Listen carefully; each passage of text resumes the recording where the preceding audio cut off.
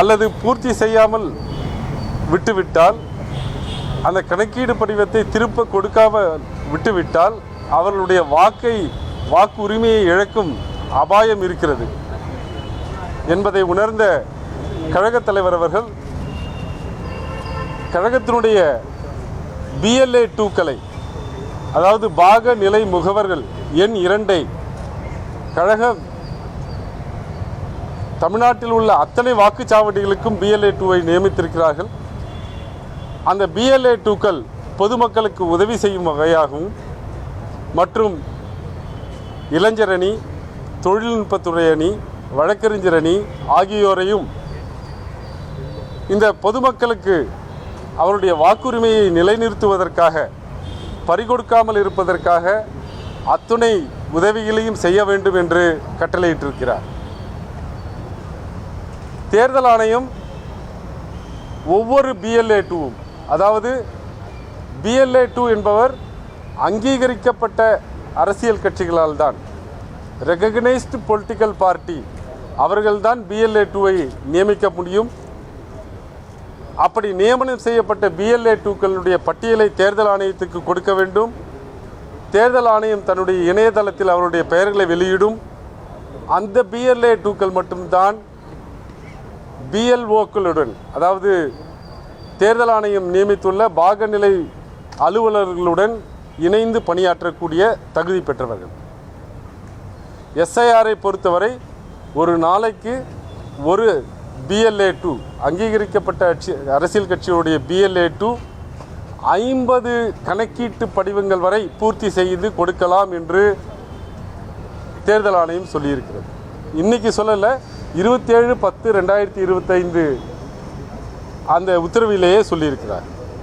எனவே அண்ணா திராவிட முன்னேற்ற கழகத்தினுடைய தலைவர், பொதுச் செயலாளர் அவர்கள் திராவிட முன்னேற்ற கழகத்தினுடைய BLA 2க்கள் மட்டும்தான் வேலை செய்கிறாங்க, அவர்களுக்கு மட்டும்தான் கணக்கீடு படிவம் கொடுக்கப்படுகிறது என்பது உண்மைக்கு புறம்பான செய்தி. அண்ணா திராவிட முன்னேற்ற கழகத்தினர் SIRஐ வரவேற்று பேசிவிட்டார்கள். அதனுடைய குழப்பங்களை, அதில் உள்ள பிரச்சனைகளை அறிந்து கொள்ளாமல், தெரிந்து கொள்ளாமல் பாஜகவிற்கு சாமரம் வீச வேண்டும் என்ற ஒரே காரணத்துக்காக மட்டுமே SIRஐ அவர்கள் வரவேற்று பேசிவிட்டார்கள். SIR நிறைவேற்ற தொடங்கிய பிறகுதான் அவர்களுக்கு இதில் உள்ள பிரச்சனைகள் புரிகிறது. அண்ணா திராவிட முன்னேற்ற கழக தொண்டர்களே SIR எப்படி பொதுமக்களுடைய வாக்குகளை பறிக்கக்கூடிய வகையில் இருக்கிறது என்பதை தெரிந்து நம்முடைய கட்சி எடுத்த நிலை தவறு என்று அறிந்திருக்கிறார்.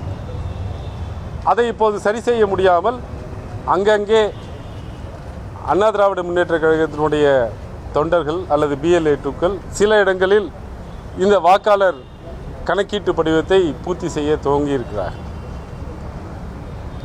ஒரு அண்ணா திராவிட முன்னேற்ற கழக முன்னாள் MLAவே அவருடைய கணக்கீட்டு படிவத்தை பூர்த்தி செய்து தருவதற்கு திராவிட முன்னேற்ற கழகத்தினுடைய BLA 2க்கள் தான் உதவி செய்தார்கள் என்பதை வெளிப்படையாக தன்னுடைய இணையதள பக்கத்தில் வெளியிட்டிருக்கிறார்.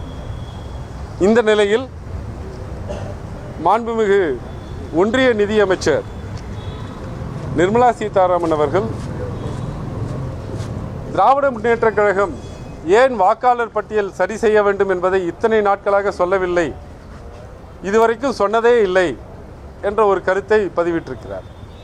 இப்போது ஏன் SIRஐ எதிர்க்கிறார்கள், அவர்களுக்கு வாக்காளர் பட்டியலில் குளறுபடிகள் இருந்து கொண்டே இருக்க வேண்டுமா அப்படி என்று சொல்லுகிறார். எங்களுடைய நிலைப்பாடு, டாக்டர் கலைஞர் இருந்த காலத்திலிருந்து சொல்லப்போனால் 15/2/2004 அன்றைக்கு எப்போதும் நெஞ்சத்தில் நிறைந்திருக்கக்கூடிய டாக்டர் கலைஞர் அவர்கள் அவருடைய கைப்பட வாக்காளர் பட்டியலை சரி செய்ய வேண்டும் என்ற கடிதத்தை எழுதியிருக்கிறார் 15/2/2004. அதற்கு பிறகு வரக்கூடிய எல்லா தேர்தல்களிலும் வாக்காளர் பட்டியலை முறைப்படுத்த வேண்டும் என்ற கோரிக்கையை 2015 துவங்கி 2024 வரை திராவிட முன்னேற்ற கழகத்தினுடைய அமைப்பு செயலாளர்கள், மாவட்ட செயலாளர்கள் தேர்தல் ஆணையத்திற்கு முறைப்படி 100க்கும் மேலான கடிதத்தை எழுதியிருக்கிறார்கள். அந்த கடித நகல்கள் என்னிடம் இருக்கிறது. ஒவ்வொரு முறையும் அது சுருக்க முறை சீராய்வாக இருந்தாலும் சரி, SSR என்று சொல்லக்கூடிய ஷார்ட் சம்மரி ரிவிஷனாக இருந்தாலும் சரி, தேர்தலுக்கு முன்பாக நடக்கக்கூடிய சீராய்வாக இருந்தாலும் சரி, ஒவ்வொரு முறையும் திராவிட முன்னேற்ற கழகம் ஜனநாயகம் காப்பாற்றப்பட வேண்டும், மக்களுடைய வாக்குரிமை காப்பாற்றப்பட வேண்டும், எந்த தகுதியற்ற நபரும் வாக்காளராக கூடாது, எந்த தகுதியுள்ள நபரும் வாக்காளர் பட்டியலிருந்து நீக்கப்படக்கூடாது, இறந்தவர்களுடைய பெயர்களை நீக்க வேண்டும், இரட்டை பதிவுள்ள பெயர்களை நீக்க வேண்டும், குடிமாறியவருடைய பெயர்களை நீக்க வேண்டும் என்ற ஒத்த கருத்தை 2004 எங்களிடம் இருக்கக்கூடிய ஆவணங்களின் அடிப்படையில் 2004 என்னால் ஆவணங்களை தர முடியும்.